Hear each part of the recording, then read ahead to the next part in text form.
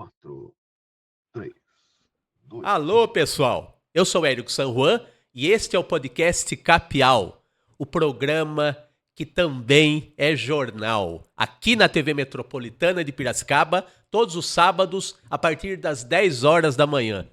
O Capial Podcast tem, todo sábado, uma entrevista com um artista gráfico, um cartunista, colaborador do Jornal de Humor Capial. E o que é o Jornal de Humor Capial? O Jornal de Humor Capial é um jornal mensal e impresso, vejam vocês. Nesse tempo que os jornais estão quase acabando, nós ainda temos um jornal de humor impresso. Aqui na terra do humor, Piracicaba, que é considerada por muitos a capital mundial do humor por conta do Salão Internacional de Humor de Piracicaba, que existe há mais de 5 décadas, né? Então a gente faz esse podcast Capial, que é praticamente uma costela do Jornal de Humor Capial, encartado todos os meses, todo final de mês, em outro jornal impresso tradicional aqui da cidade, que é a Tribuna Piracicabana. E sem mais delongas, né? Vamos conversar aqui com um desenhista sênior, mas ao mesmo tempo um senhor desenhista. Um colaborador do Capial de primeira hora e de outros projetos que a gente fez aqui pelo humor gráfico, não só de Piracicaba, mas do país, né? Talvez do mundo. Um cara que tem uma cultura, uma bagagem muito sólida e tem um humor inigualável aí, que também cultivado ao longo de décadas na publicidade, na animação, nos quadrinhos, que ele focou nessa área, dá uma contribuição muito grande para essa área, principalmente na área histórica dos quadrinhos, há 20 anos. E vamos conversar aqui com o João Spaca de Oliveira, ou simplesmente Spaca. Seja bem-vindo, Spaca. Obrigado, Érico. Valeu. Valeu você. Ô, Spaca, é o seguinte, a gente vai falar aqui um pouquinho, que a sua carreira é gigantesca, né? Mas a gente vai falar aqui das principais realizações aqui suas no humor gráfico, né? E uma realização bem marcante que puxou outras e que está fazendo 20 anos esse ano é essa daqui. Esse álbum que eu estou mostrando aqui é o Santô e os Pais da Aviação. É um marco, um dos marcos aí da sua carreira, que está fazendo 20 anos. Você se propôs a contar em quadrinhos a história do Santos Dumont, que é considerado um dos pais da aviação, e como você bem frisa na capa aqui, você abre o leque, você não fecha a questão, que na sua versão aqui da história, de que o Santos Dumont seja o pai da aviação. No tempo dele, que ele começou as peripécias dele pela aviação, ele é considerado por você um dos inventores do avião. Então, conta pra gente como é que você começou a dar essa coceirinha aí de fazer a sua versão em quadrinhos da história desse personagem tão importante para o Brasil e para a aviação mundial, né? Então, essa história do Santos Dumont foi o seguinte. Enquanto eu estava tentando aprender desenho e trabalhar, né, desde quando eu comecei em publicidade, quando eu tinha 15 anos, e depois dos vários trabalhos que eu tive, paralelamente, eu fui alimentando a vontade de contar essa história do Santos Dumont. Como você disse, a coceirinha deu porque eu visitei com meus pais um museu da aviação que tinha em São Paulo, e tinha todos os pertences do Santos Dumont, réplicas, tinha uma Demoiselle original e várias coisas. Eu comprei um livro com muitas fotografias. E esse livro me deu a sensação de que com aquelas imagens eu conseguiria fazer um projeto, que podia ser uma história em quadrinhos, podia ser um desenho animado. Eu tinha 15 anos, eu não sabia o que eu ia fazer com aquilo. E comecei a estudar, né? E foi passando o tempo, aí eu fui chargista na Folha, saí da Folha, fui fazendo outras coisas. De repente eu tinha uns 40 anos, falei, puxa vida, tô com esse projeto aqui já faz 25, preciso dar um jeito nele. E aí eu consegui fechar o roteiro, apresentei para a Companhia das Letras e toparam, né? E a essa altura o projeto já tinha amadurecido. Então eu deixei de fazer simplesmente uma história ufanista, né? Que vai apenas defender o nosso herói, porque as pesquisas mostraram que as pessoas estavam muito interligadas, né? Participando das mesmas associações, na França e em vários países, tinha pesquisa nos Estados Unidos, tinha pesquisa na Alemanha, as pessoas que correspondiam. Então, sem entrar em detalhes, de fato, o avião é uma coisa complexa e cada um contribui um pouco, né? Não dá para a gente se aprofundar aqui, mas é mais ou menos isso. Muito bem. E eu acho interessante a sua história com o Santos Dumont, né? Porque você, com 40 anos, você se sentiu maduro para começar, enfim, a arquitetar a história do Santos Dumont. Mas Sim. Legal você ter dito que, mesmo com 40 anos, você foi aprender a desenhar coisas, elementos da história que você não se sentia seguro. Mesmo sendo tarimbado, a gente percebe que é um cuidado muito grande e que cada trabalho pode ter a sua especificidade, né? Você ter detalhes. Eu lembro muito de algo que você falou, acho que em entrevistas até, que o seu pai dizia que o seu desenho, mesmo quando você tentava fazer um desenho sério, ele tinha algo de humor nele, né? Sim. Então Sim. você foi se educar, você foi atrás de bagagem mesmo para você construir essa história, né? Por exemplo, fazer os desenhos de aviões, é a bagagem que um quadrinista, muitas vezes a gente passa uma naturalidade tão grande, uma convicção tão grande no que oferecemos para o leitor, que às vezes o leitor pode achar que a gente, sei lá, nasce sabendo, e não é bem assim, né? Cada trabalho pode ter a sua característica e você precisa de uma bagagem específica para cada trabalho, né? Principalmente uma biografia em quadrinhos, que tem muitos elementos que tem que ter uma verossimilhança, né? Eu senti, não apenas essa parte que você mencionou do documental, de desenhar máquinas e avião e tal, mas é uma história longa. Uhum. E era preciso ter fôlego para realizar isso, quer dizer, eu precisei me sentir capaz de pegar um estilo e manter durante as 144 páginas, mas também é o seguinte, quando a gente faz cartoon ou histórias curtas, como é que eu digo isso? Você pode usar exagero.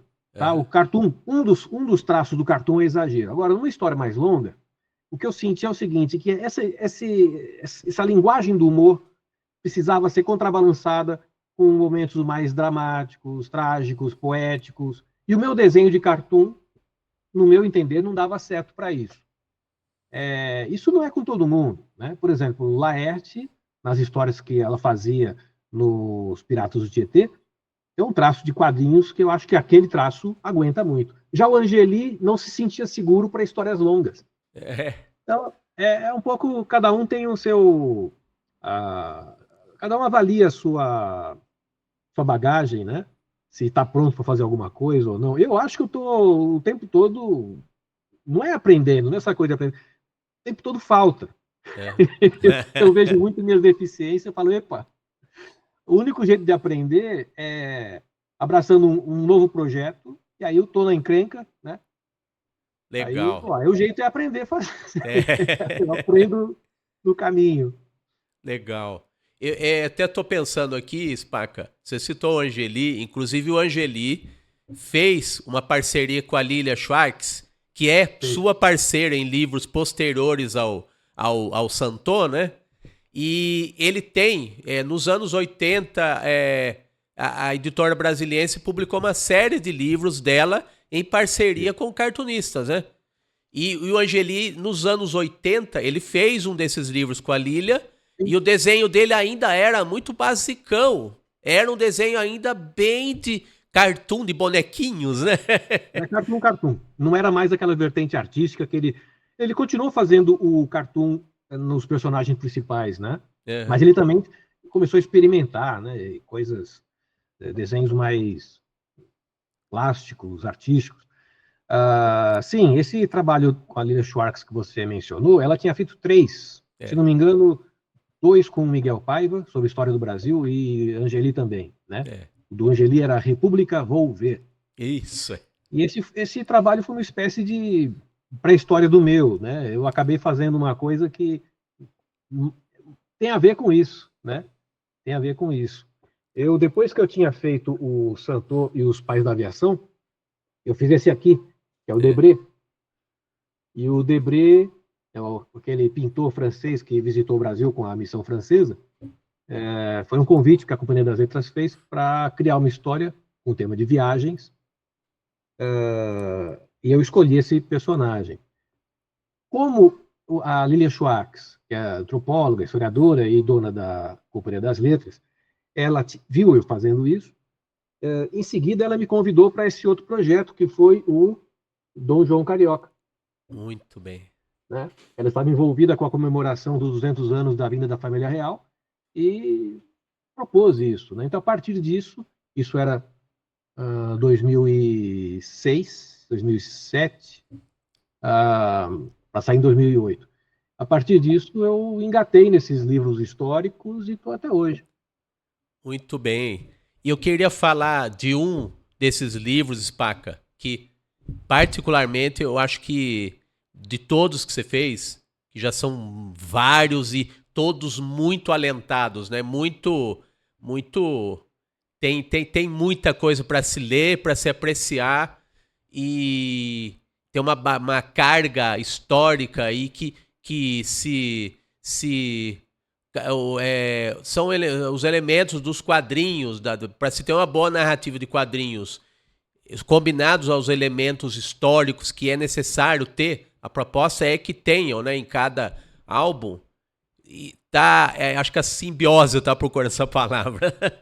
Acho que a simbiose que aconteceu nos outros, mas eu acredito que até por questão de amadurecimento mesmo, né? Esse aqui, que é o mais recente, né? Triste República. Também uma parceria com a Lilia Schwartz, contando Exato. Do Lima Barreto, né?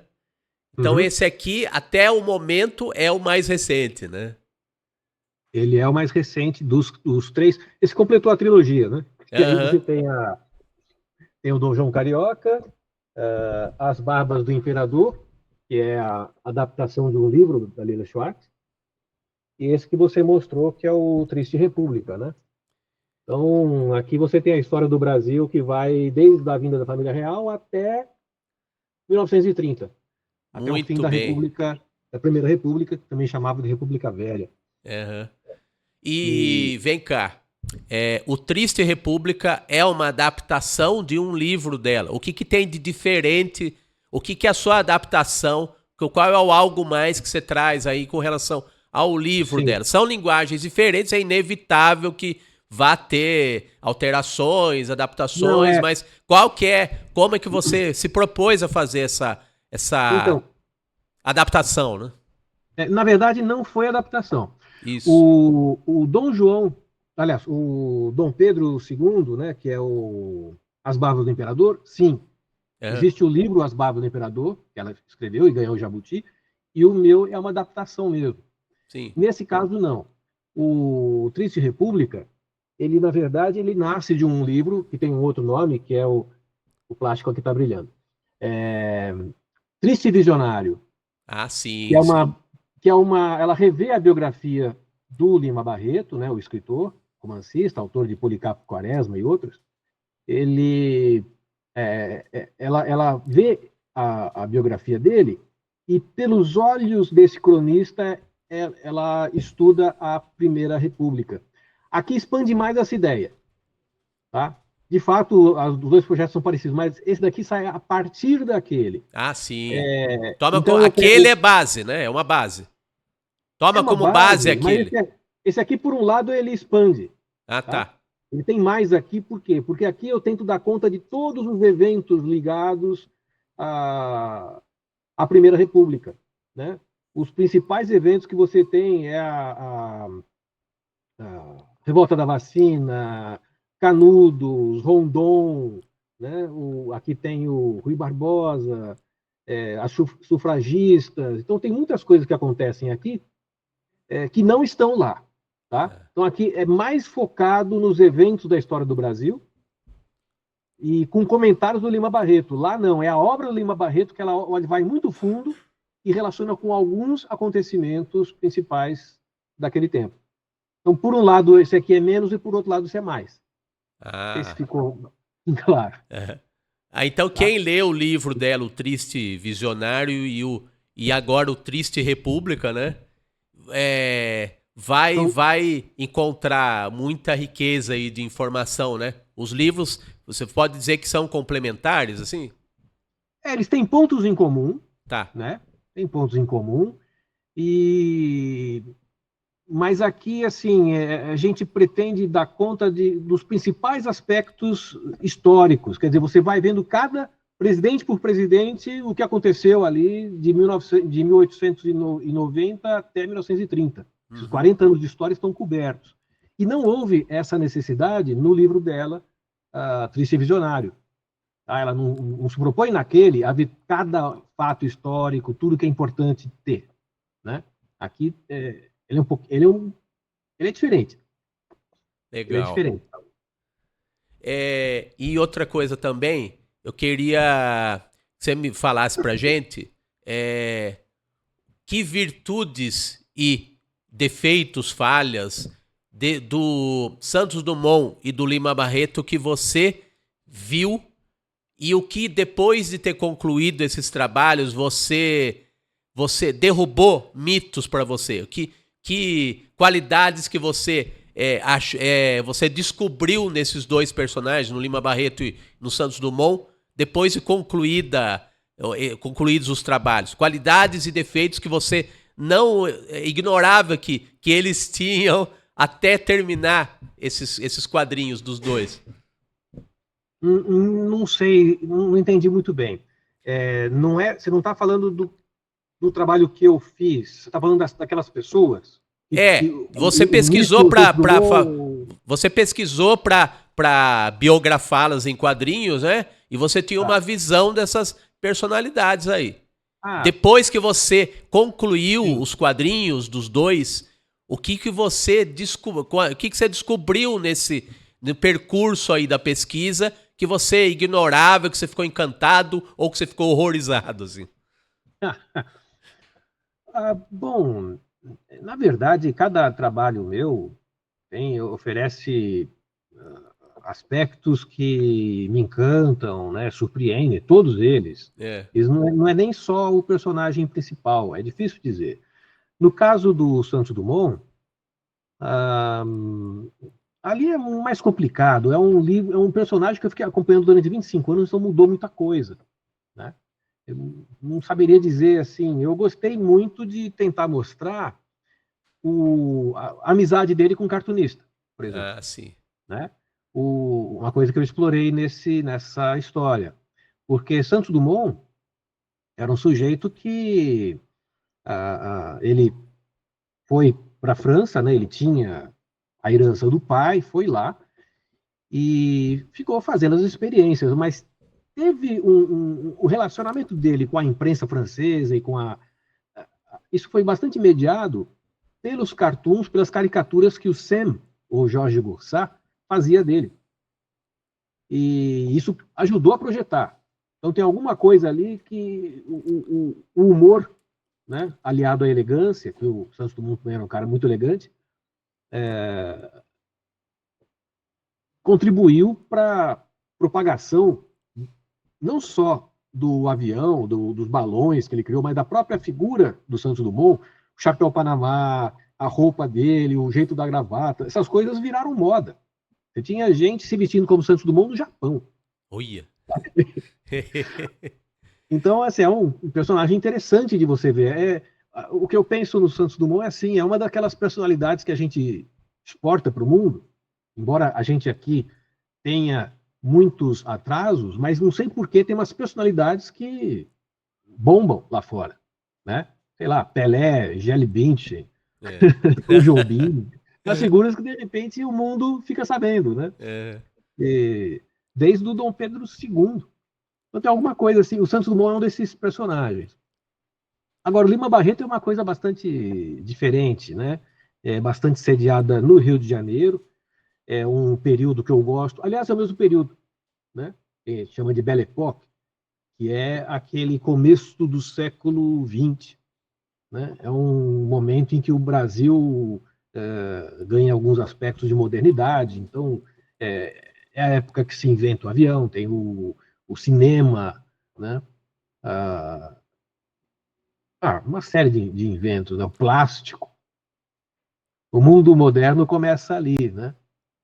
E o Lima era ao contrário do Santos Dumont, é um cara que escrevia e falava muito. A profissão dele era escrever e falar. Então, é um grande observador das coisas, né?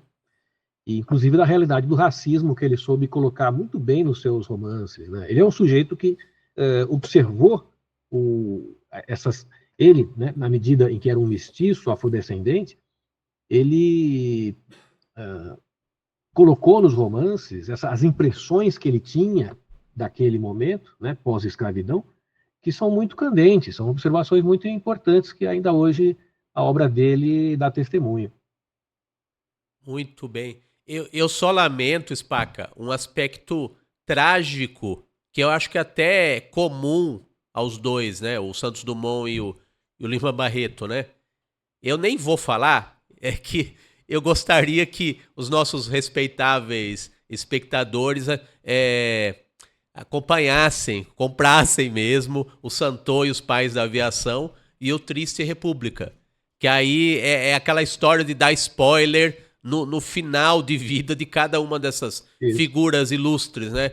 Mas eu só lamento isso, esse aspecto trágico de figuras geniais, cada uma com os seus motivos, né? Cada uma com as suas inquietações e até, de certa maneira, injustiças que o mundo cometeu com eles, né?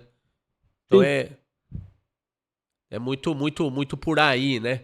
E falando em personagens, Spaca, eu queria comentar com você um pouquinho a sua trajetória como chargista da Folha de São Paulo. E você, como chargista, retratou e foi obrigado, né, pelo noticiário a retratar muitas figuras eminentes, outras nem tanto, da nossa nova república, né?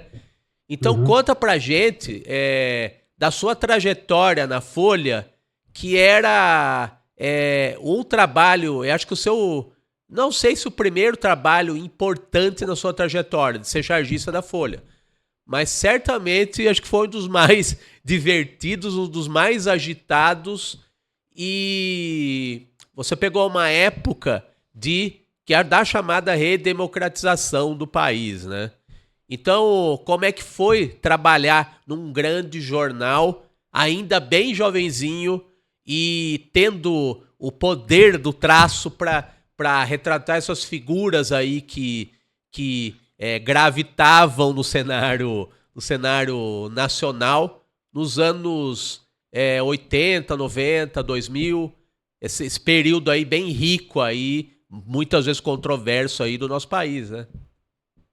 Bom, eu tive vários começos de carreira, né? Eu comecei em 79, com 15 anos em agência de propaganda, com uma experiência muito gostosa. Eu fazia storyboards, ou seja, filmes em quadrinhos para você vender um filme, uma ideia. Ali eu aprendi a ver tanto aspectos técnicos do desenho, de ver uma ilustração ser trabalhada, né? Chegar no impresso, né? Foi a primeira experiência que eu vi assim. Depois eu também queria fazer desenho animado, então eu tive uma experiência em animação publicitária. Só que a época, né, começo dos anos 80, era o último governo do regime militar, com bastante crítica ao governo e com o movimento das diretas já, que não resolveu, não foi possível fazer as eleições diretas, porque aquela emenda que prometia fazer isso não foi aprovada. Enfim, a política estava muito... Era o assunto do dia, né? Então, a idade, né? 16, 17 anos, e aquela movimentação política que foi dar no Tancredo Neves, morre Tancredo, entra Sarney. Naquele momento, eu já estava bastante com vontade, com várias vontades ao mesmo tempo, de fazer quadrinho, ilustração e tal, e cartoon, né? Foi ali por essa época que, em 84, provavelmente, eu consegui expor pela primeira vez em Piracicaba, porque antes eu mandava e não estava no nível, então eu fui aprendendo, vendo os cartoons, querendo aprender com Pasquim e tal. Eu fui conseguindo entender e reproduzir a linguagem e o espírito do cartoon, até um ponto que eu achei que eu poderia trabalhar com isso. E nesse momento, em 85, eu participo de um concurso na Folha de São Paulo e conquisto um dos lugares. Né? Em 86, na época do plano cruzado do governo Sarney, eu começo a fazer a página 2, né? A parte política. Então é o momento de eu colocar em ação aquilo que eu vim aprendendo nos últimos anos, né? Na admiração por Milão Fernandes, por Angeli, por Glauco, essas figuras aí. E fiquei cerca de 8 anos na Folha fazendo isso. Então, eu peguei 4 presidentes, saí um pouquinho, voltei. Então, de 85 a 1995, eu fiz charge política. Isso é um trabalho interessante, porque quando, mais tarde, naqueles trabalhos históricos, eu lidei com Dom João, com Dom Pedro e tal, e os presidentes da República, é engraçado porque ter lidado com os políticos, na hora que você vai estudar a história do Brasil, né, também tem gabinetes, também tem ministros, entendeu?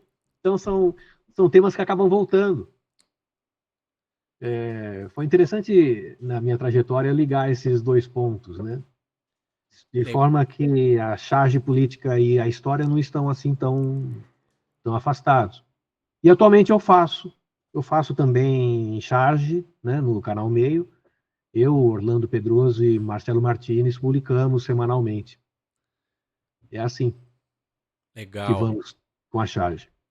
E teve uma distância de tempo aí entre a sua atuação na Folha de São Paulo como chargista e no canal Meio, né, atualmente.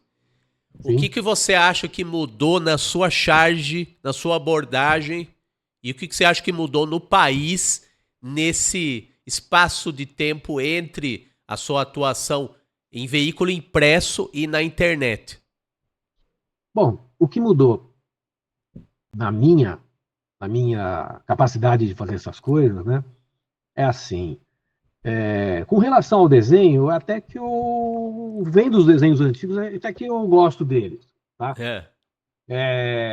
Eles têm, assim, influências diversas, eles lembram um pouco os meus ídolos, às vezes lembra o Glauco, sabe?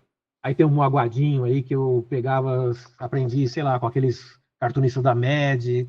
Então, do ponto de vista técnico e desenho, eu acho, eu tinha conseguido, é um dos tipos de traço que eu acho que eu consegui fazer, identificar com ele. E hoje, quando eu faço, eu, apesar de ter aprendido muita coisa, mas aquele ainda é uma referência. Eu gosto do frescor e da força do cartoon. E talvez por influência do Ziraldo, por exemplo, eu tenho a tendência de procurar um traço para cada ideia. Se pegar 10 cartoons meus, talvez você terá aí estilos diferentes, alguns muito coloridos, uns simples de desenho, o outro, né, quase preto e branco, enfim. O meu leque de soluções gráficas é amplo, né? Ou, dito de outro modo, eu não tenho uma cara só.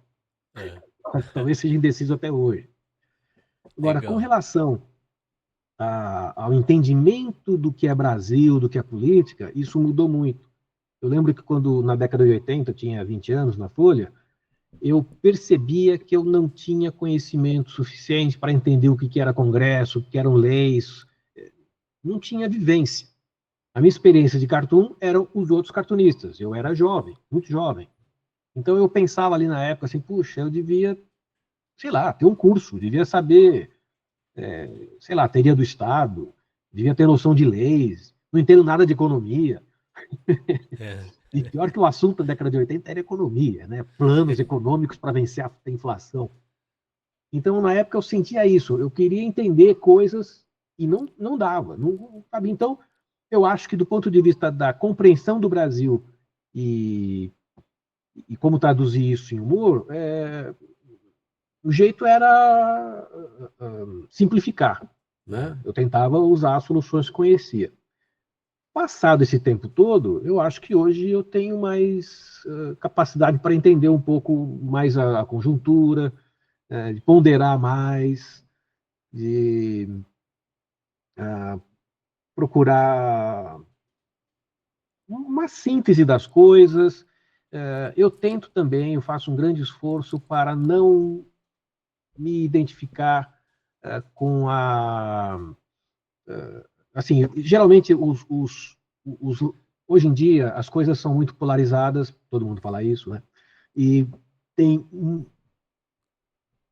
grupos políticos de um lado, grupos políticos de outro. Hoje eu me defino mais ou menos como centro-esquerda, mas certamente o pessoal da esquerda não vai concordar, vai achar que eu estou da direita. Então, mas eu procuro não deixar de ver os problemas do lado progressista e também não considerar que todo conservadorismo é necessariamente fascista, entendeu? Eu acho que eu tento ter esse jeito de ficar no meio, que é o lugar menos confortável no posicionamento político. Né? Na minha concepção, você ficar de um lado e não ver os problemas de um lado ou se abrigar no seio de um grupo é a coisa mais confortável que tem. Quando você está enfiado num bando, você não precisa ter senso crítico. O líder pensa por você. E eu ainda gosto de pensar por mim mesmo. Enquanto o alemão não vem. Legal.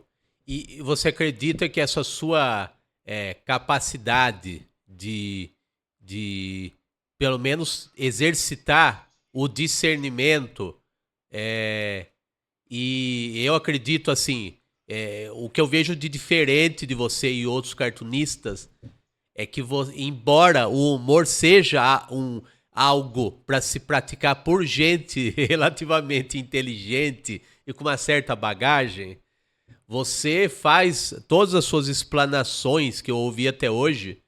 Eu vejo em você um cara muito equilibrado.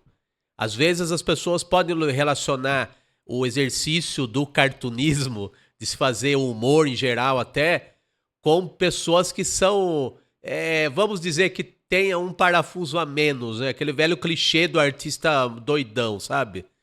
E você me parece intelectual demais, às vezes, para ser um cartunista, sabe? A pretensão muitos têm, mas eu acho que a bagagem, você é um cara que, como poucos, assim, um cartunista como poucos. E É o foi seguinte, isso, essa cara. inquietação intelectual, vamos chamar assim, e de contribuir para além do humor gráfico, que te levou a voltar aos bancos da universidade? Pode ser, pode ser. Assim, eu sei que tem gente que tem uma facilidade, ou já um envolvimento mais cedo com humor e cartoon, e faz o cartoon de uma maneira muito mais intuitiva que eu. É. Não foi meu caso. Eu, se falar de nascença, o que você é desde pequenininho? Eu sou desenhista. E eu estava acostumado com certas formas de humor, aquelas mais, né, próprias de criança, humor da Turma da Mônica, Trapalhões, tal, É. comediantes, né? Enfim. Aí eu conheci a revista Mad. A Mad já é diferente, porque uma coisa é você ter aquela trupe de humoristas, sei lá, os Trapalhões, cercado de gente normal em volta, né? Ou Jerry Lewis. Jerry Lewis tem um monte de escada que é tudo normal, ou caricatura de normais, às vezes uma figura de autoridade e tal. Mas tem aquele que é o trapalhão, né, o idiota e tal. A revista Mad, não. Ela era sátira tudo é objeto de riso, tudo é risível. Então, conforme eu fui avançando de formas de humor em formas de humor, e fui conhecendo os cartoons, eu percebi, bom, a primeira tentativa que eu fiz de mandar cartoon para o salão de humor não fui aceito. Por quê? Apesar de eu ter 14 anos, parecia um humor Turma da Mônica. Parecia uma piada do Cascão tentando fazer com ditadura. Então não faltava, né, maturidade, malícia e tal. Eu precisei aprender isso. Meu caminho, então, foi intelectual no sentido de preciso explicar para mim mesmo porque eu não entendi. Tem gente que não é assim. Por exemplo, o João Montanaro tinha 12 anos, ele visitou meu estúdio junto com o pai dele, e o cara com 12 anos tinha uma cabeça de Angeli, aos 20. Entendeu? Então, é assim, as pessoas são diferentes. Eu demorei para pegar o jeito do cartoon. Então, acho que é por isso. Não é alguma coisa que eu faço desde criança. Então, eu acho que é por isso que eu consigo, já que eu precisei explicar para mim, eu penso sobre.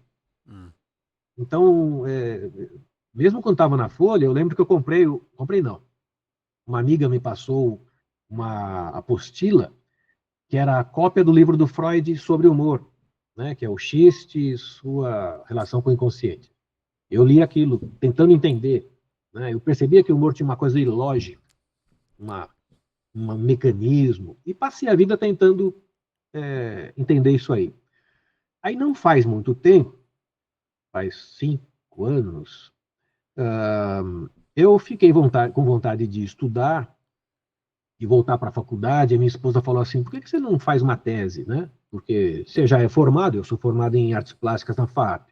Acho que você consegue fazer uma tese, aproveitar essa graduação para fazer uma pós-graduação. Eu fui ver, né, na USP, quem é procurar um orientador, né, alguém que já cuidasse disso. Eu percebi que alguns temas que eu achei mais legais, que tinham a ver com humor, com ilustração e tal, era o professor Elias Tomé Saliba. E eu fiz o contato com ele é um especialista em humor, né, história cultural do humor. Ele me aceitou como orientando na época de mestrado, e eu, chegando aos 60 anos, estou com 61, eu resolvi encarar essa. Então eu estou fazendo uma tese. Entrei nessa encrenca. E eu estou estudando um cartunista, que eu vou pegar o livro aqui para mostrar. Opa! Deixei aqui mais ou menos no jeito. Opa! E é esse sujeito aqui. Aliás, esse livro aqui é a monumental História da Caricatura no Brasil, do Herman Lima. Este é o Calixto. Né? Calixto Cordeiro. Que é, aí de novo, Belle Époque, de novo, começo do século, de novo, o tempo de Santos Dumont, de novo, o tempo de Leão Barreto. Né? É um dos dois mais importantes cartunistas do começo do século XX, né, que eram Raul e Calixto. E esse Calixto tinha a característica dele, que era uma roupa que ele montou para si, que é um fraque junto com um colarinho muito alto, que ficou conhecido como o fraque de Calixto. Então, meu trabalho se chama O Fraque de Calixto. Eu vou examinar isso e, enfim, tirar as minhas conclusões a partir desse personagem. Você já apresentou esse trabalho? Não, ele está em desenvolvimento. Eu fui aprovado, porque assim, como eu não fiz artes plásticas, eu passei um tempo para ser aprovado do curso de História da USP. Então eu fiz a prova e tal, entrei, fiz 2 anos de História, matérias para obter o crédito, então já faz 4 anos que eu estou mergulhado nesse personagem e nas questões. E eu estou trabalhando nisso, né? Era mestrado, mas gostaram do roteiro que eu fiz, do relatório que eu fiz de qualificação, e me promoveram para doutorado. Que então, agora beleza. Estou nessa encrenca, mas é uma encrenca gostosa. Eu sempre gostei de estudar, né? Gosto desses panoramas que tentam explicar as coisas, né, que tentam dar conta da complexidade de uma situação, de um personagem, né? Tem algo de biográfico também aí nesse trabalho, então, e é humor, né? E é humor, né? Foi muito bom ter encontrado o professor Elias, que é um especialista na área, né? E me colocou em contato com uma bibliografia grande, né, já existente desse campo, e também com reuniões periódicas de um grupo de várias universidades que se reúnem periodicamente para assistir um trabalho, né, uma apresentação. Então, é muito, está sendo uma vivência diferente, assim, muito legal. Você pretende, a partir desse trabalho, entrar de sola na área acadêmica?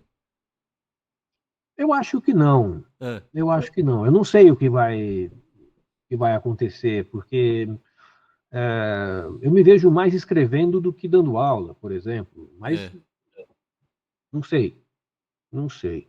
O que eu acho legal é que essa condição nova vai me ajudar a amarrar tudo aquilo que eu fiz, né? Porque, bem ou mal, eu sou pesquisador desde os meus 15 anos. E esses trabalhos, né, de quadrinhos, que envolvem pesquisa, eles, apesar de estarem ter um compromisso mais com entretenimento, com a divulgação de conhecimento mais entretenimento, né, um trabalho de vulgarização de conhecimento, mas eles envolvem um esforço de elaboração também, né? E alguns deles têm quase uma tese. Que o professor Santos, Pais da Aviação, ele já propõe um negócio diferente logo no título, né? Agora São os pais da aviação. você vai poder dizer que os seus trabalhos têm um rigor acadêmico. Não tem. Agora pode até ser, mas mesmo isso, mesmo esse rigor, é, assim, isso tem sido, por um lado, o rigor acadêmico, na verdade, eu acho que é mais você contar as coisas com as cartas na mesa, sabe? Sim, sim. Você estudou uma coisa e você vai, olha, aqui estão os, as evidências, estou examinando isso à luz dessa teoria, entendeu? É uma grande discussão aberta, né? Você explicita as coisas, É, não é aquela narrativa enxuta que você faz a pessoa adivinhar, né? Ó, aqui é meu argumento, não é um artigo de jornal, né, que é compacto. Você vai expandir se colocar num diálogo, né? Um é. diálogo com quem já estuda o assunto, com a comunidade acadêmica. É muito gostoso, por exemplo, fazer um trabalho desses, e aí você vai ser lido por 2, 3 pessoas que conhecem muito bem um pouco do teu tema, mas conhecem muito bem as referências, então são super leitores. Isso eu acho uma coisa muito legal. Nunca pensei que eu ia ter esse tipo de recompensa, né? É, Porque eu passei a vida escrevendo para muita gente. é. E agora, sei lá, quantas pessoas vão ler? 5, 10? Não sei. Né? 3. Mas é muito interessante, porque a resposta de qualidade é muito legal. E aí você publica uma coisa que talvez ajude outras pessoas a pesquisarem. Isso é muito interessante, isso. Estou gostando desse esquema, dos relacionamentos, as pessoas com que você as pessoas que você descobre, né, que se É, interessaram pelos mesmos temas. Isso é gostoso. É um outro lado da. Eu sou um estudante, né? Acho que no é. fundo é isso. Eu sou um cara que gosta de aprender. Então, né, não sei se eu vou, como você falou, né, entrar de sola no mundo acadêmico. Isso eu não sei. Não sei. Bom, mas pelo menos daqui a um tempo nós vamos poder dizer que você é um doutor em quadrinhos, né? Não só um senhor quadrinista, né? É um doutor. O doutor. Doutor.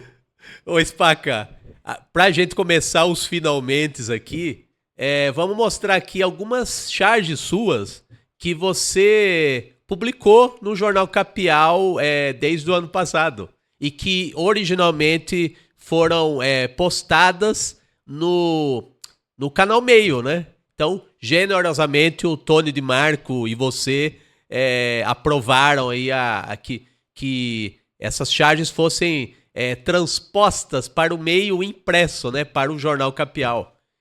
Então, vamos começar a mostrar aqui, Danilo, algumas imagens aqui de charges recentes do SPACA.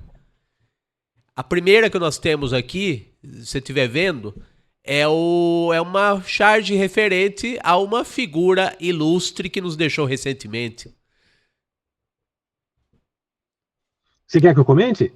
Se eu não estiver vendo, eu falo aqui. Não, eu tô vendo. Tá tô vendo? vendo, Comenta pra nós aí. Porque você usou alegorias aí da Alice, né? E tudo. Pois é, eu misturei o assunto do Silvio Santos, né? Esse gato, com a Alice, no País das Maravilhas. É engraçado porque a gente tenta trabalhar um assunto, muito no clima do tempo, momento em que é publicado. Então você vai falar do Silvio Santos. Todo mundo fazendo homenagem ao Silvio Santos, você não quer repetir a mesma. Exatamente. Né? Também não queria fazer alguma coisa que, sei lá, acabou de morrer, então você vai ser também, né, não vai fazer uma coisa que incomode, né? Os fãs do falecido. E como é que se faz para não fazer uma homenagem, mas não cair naquele esquema mais comum, né? De botar o Silvio Santos no céu com nuvenzinhas. Eu fui por aí. Como a Alice encontra o gato que ri, né? O gato que ri, então o Silvio Santos sei lá, é por aí. Mas o interessante do humor, né? É isso daí, né? Eu vejo muito sarcasmo e muita ironia nessa charge, né? É a questão da interpretação ampla, que você pode ter a sua, mas é aquela segunda intenção que a gente... a gente tá roçando, trocando figurinhas na hora de bolar a charge com aquele diabinho que fica junto a um dos nossos ouvidos, né? Bom, ainda bem que eu não estou sozinho, porque essas charges, antes de eu mandar para o meio, eu mostro aqui com o nosso petit comitê. Então, eu mostro, né, nós temos um grupo minúsculo de Zap, e que o Orlando, o Marcelo Martinez e o Tony de Marco veem a charge. Né? Às vezes um só vê e dá risada, e outras vezes alguém... a gente dá palpite um dos outros, o que é uma forma de imitar o tempo da redação. A gente trabalhava com pranchetas lado a lado. Uhum. Legal, os grupos de Zap, de certa forma, dentro do possível, eles reproduzem essa atmosfera, né? Sim. Sim. Que bom. Dentro do mundo possível de hoje, né? Vamos pro próximo, Danilo? Pro próximo slide aqui com a próxima charge do SPACA. Essa daí também eu diria que matou a pau, assim. Comenta aí pra nós que ela abrange essa realidade viciada, para dizer o mínimo, de hoje em dia, né, SPACA? Então, isso foi quando, eu não sei exatamente de quando, deve ser do fim do ano passado, que fala da investigação das apostas, né, dos bets, aí você escolhe o tigrinho, e aí faz parte da charge pegar algum link, né, do tigre e do leão do imposto de renda, já que o problema tem a ver com fisco, então é uma coincidência, que tem um felino que é o leão e tem o outro felino da bet, né? E então são personagens ali, né, preocupados com para onde está indo o dinheiro. Está indo só para as bets? Aí o leão do imposto de renda fala, não, mas também quero o meu. E aí aparece também um cão pastor. Não, e o meu? É mais ou menos isso. Aproveitando que são símbolos animais, né? Legal. Vamos pro próximo, Danilo? Próxima charge, próximo slide aqui. E essa charge é uma charge natalina, de certa forma, que eu tive o prazer, você me autorizou a publicar numa das capas do Capial. O último capial do ano foi com essa charge com todo o amor do coração possível, né? Não reclame, não é todo mundo que tem jornada 1 por 364. É, é. Se 1 por 6 é meio difícil, imagina 1 por 364.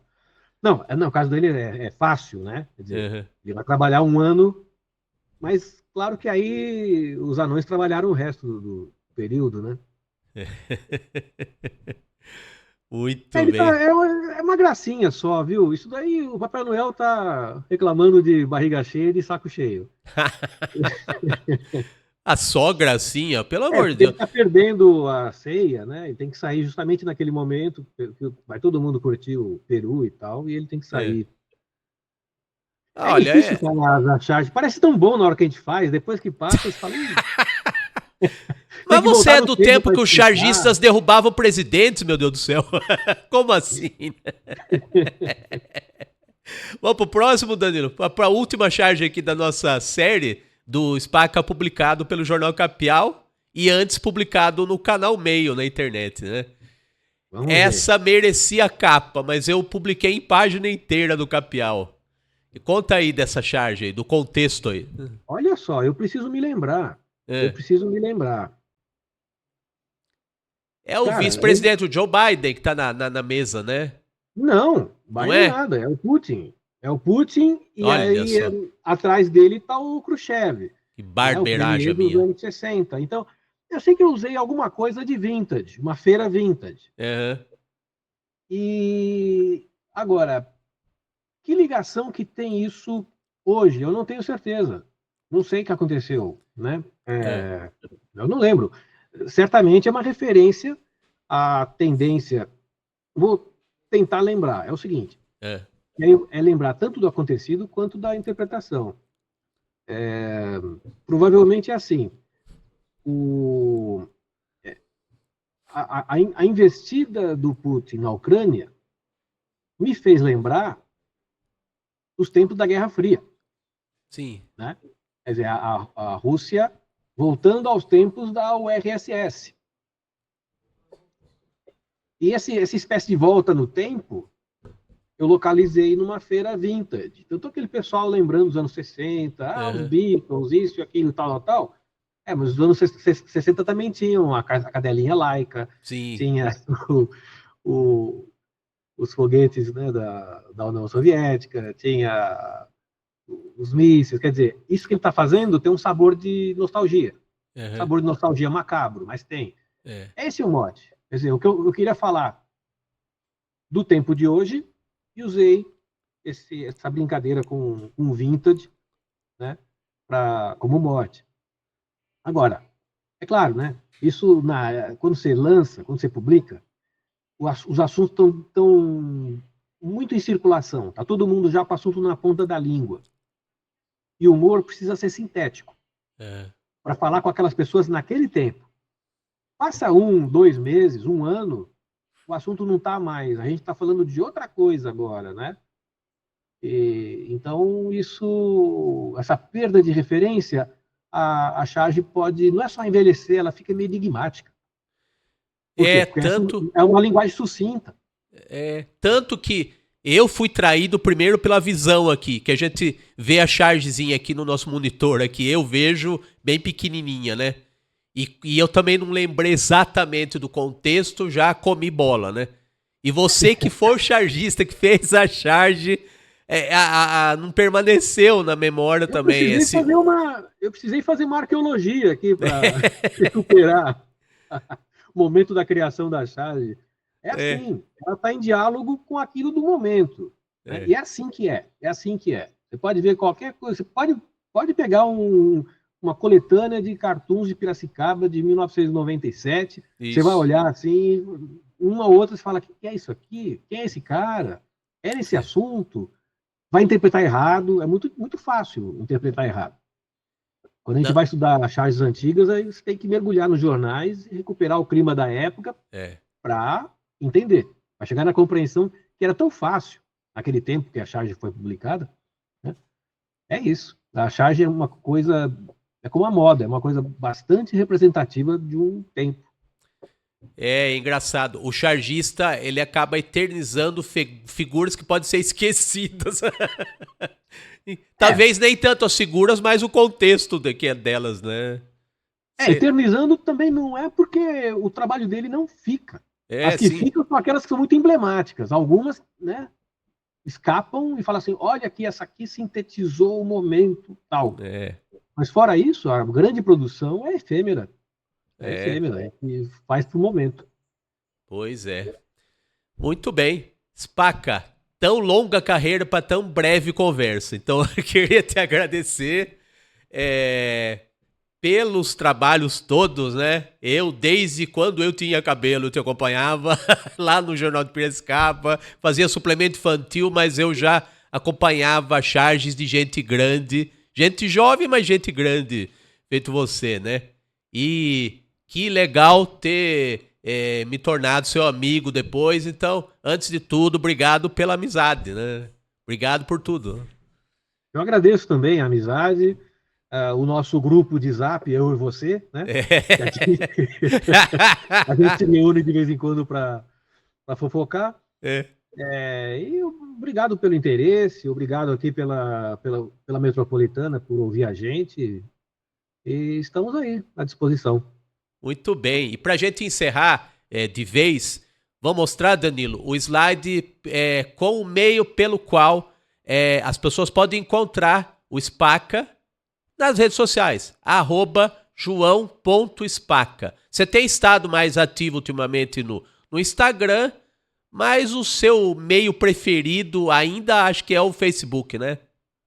É o Facebook, que 2 humoristas outro dia no podcast falaram que estava extinto. Talvez esteja. Mas o Facebook, eu gosto do formato.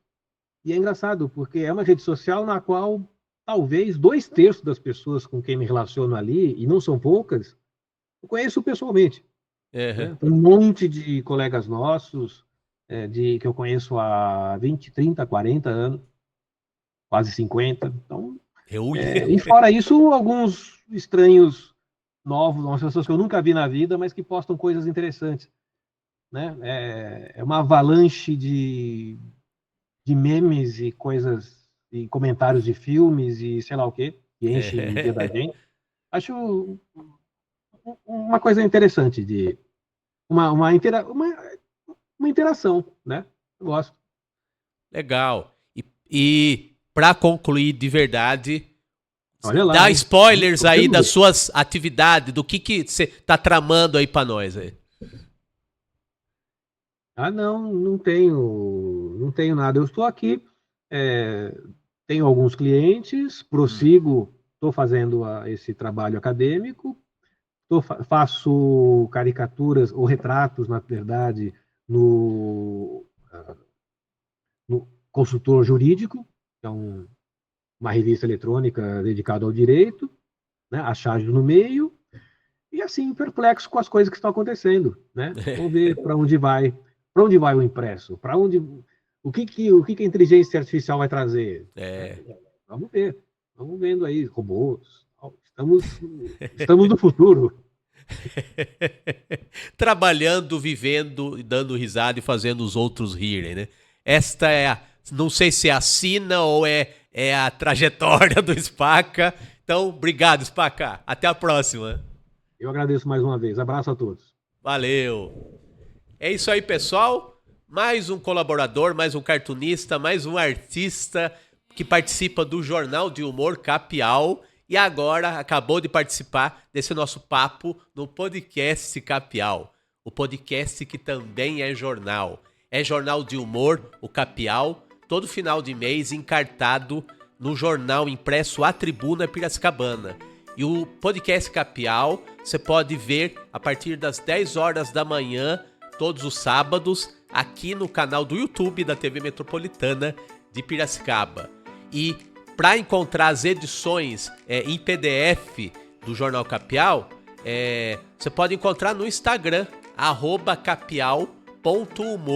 Já temos quase 20 edições mensais do Jornal Capial, todas disponíveis lá no @capial.humor. E também as edições pré-históricas do Capial, em formato de página de humor semanal na Tribuna Piracicabana. Então tem um acervo Capial aí para você ver de tudo nas horas que você quiser, no seu celular, no seu computador, no lugar que você quiser. E o nosso podcast Capial volta no próximo sábado, às 10 da manhã, aqui na TV Metropolitana de Piracicaba. Um grande abraço. Tchau, tchau.